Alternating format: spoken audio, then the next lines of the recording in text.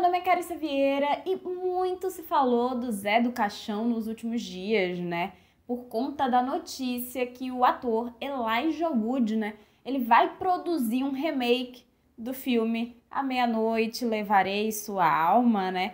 Uma das obras mais conhecidas do Coffin Joe, que é a forma como o Zé do Caixão ele é conhecido internacionalmente, né? Como eu percebi que além de citá-lo em algumas lives que eu faço com o Gustavo, eu nunca tinha feito um vídeo para falar sobre ele, eu achei que estava na hora, né, de falar desse personagem feito pelo Mojica, que é um marco para o horror brasileiro e que, assim, a gente deveria sempre enaltecer, porque, enfim, muito do que existe no nosso horror a gente deve ao Zé do Caixão e ao José Mojica Marins.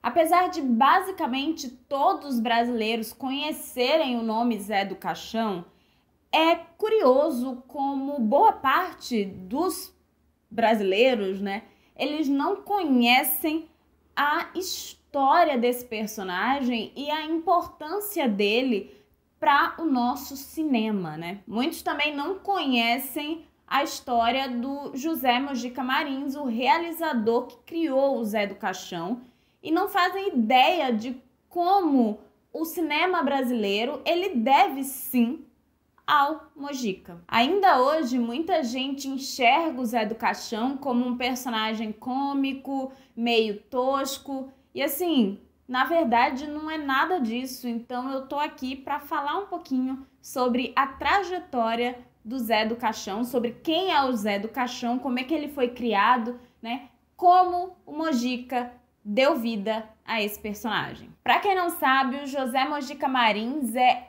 considerado, né, o pai do horror brasileiro e ele é estudado e enaltecido mundo afora. E curiosamente, antes dele ter, né, começado a fazer longas de horror, ele chegou a fazer longas de outros estilos. Ele fez dramas, aventuras, faroestes e até mesmo pornochanchadas. Então vale a pena investigar a carreira do Mojica, porque tem coisas muito ricas dentro dela, sabe? Filho de um gerente de cinema, o Mojica ele se apaixonou por cinema desde cedo e na adolescência ele já fazia os seus próprios filmes com os seus colegas, com os seus amigos, né?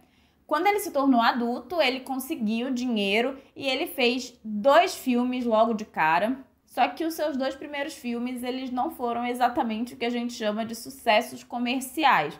Mas mais do que isso, o Mojica, ele era uma pessoa que aprendeu a amar cinema de assistir cinema. Então ele não tinha nenhum treinamento formal.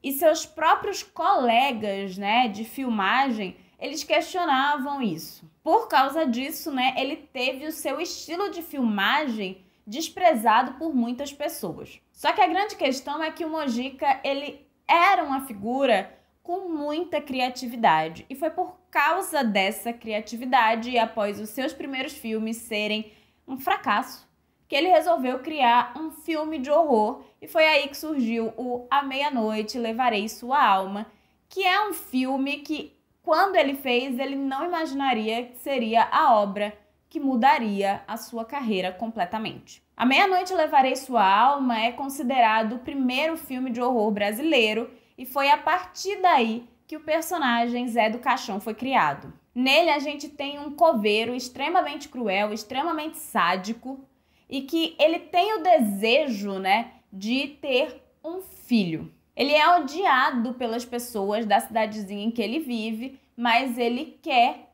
gerar um herdeiro perfeito. Só que a sua esposa, ela não consegue engravidar e a partir daí ele resolve que vai engravidar a namorada de um amigo e, enfim, as coisas começam a ficar muito complicadas. Uma das coisas que mais impressionam nesse filme é a maneira do Mojica, né, como cineasta, ele criar seus planos para contar a sua história. Apesar de não ter nenhuma formação, né, nenhuma instrução formal, ele realmente é criativo e inventivo nos seus planos.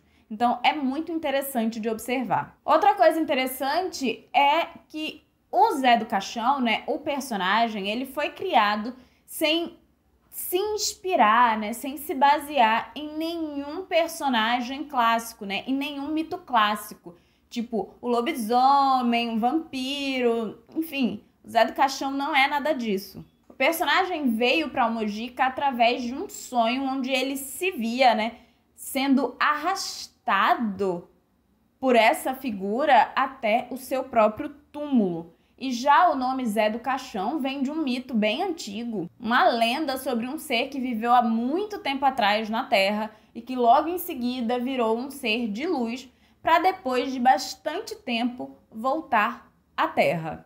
Enfim, eu nunca tinha ouvido falar dessa lenda, mas o próprio Mojica que disse que o nome Zé do Caixão veio daí. O filme A Meia-Noite Levarei Sua Alma foi um sucesso de público, mas de crítica nem tanto. Alguns críticos chamaram a produção de amadora e ridícula, mas assim, teve uma parcela da crítica, não necessariamente uma parcela muito grande, que disse que o filme ele era inventivo. 3 anos depois, o personagem voltou a aparecer, né, no longa Esta Noite Encarnarei o Seu Cadáver. O filme é de 1967 e assim, tem mais uma vez o personagem Zé do Caixão querendo gerar o seu herdeiro.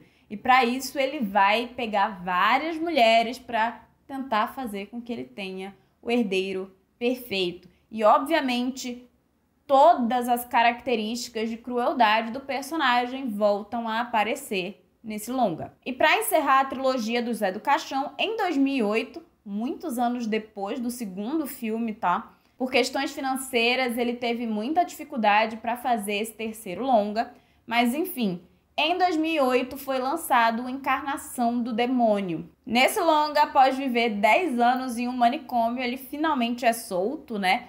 E a partir daí, ele volta mais uma vez a procurar a mulher para gerar o seu herdeiro. Visualmente, fica claro que o personagem ele tem uma inspiração, né, ali do Drácula do Bela Lugosi, ali da década de 30.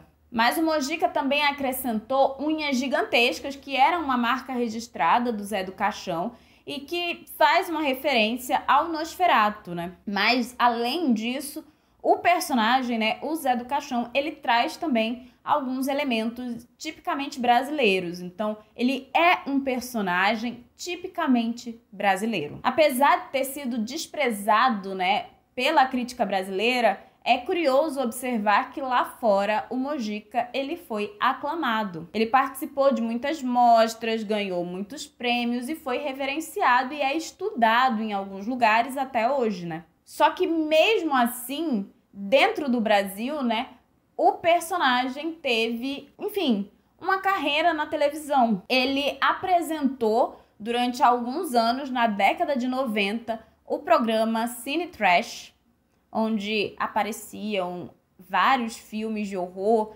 dos mais variados estilos e que eram considerados filmes trash. E ele também teve um programa de entrevistas chamado O Estranho Mundo de Zé do Caixão.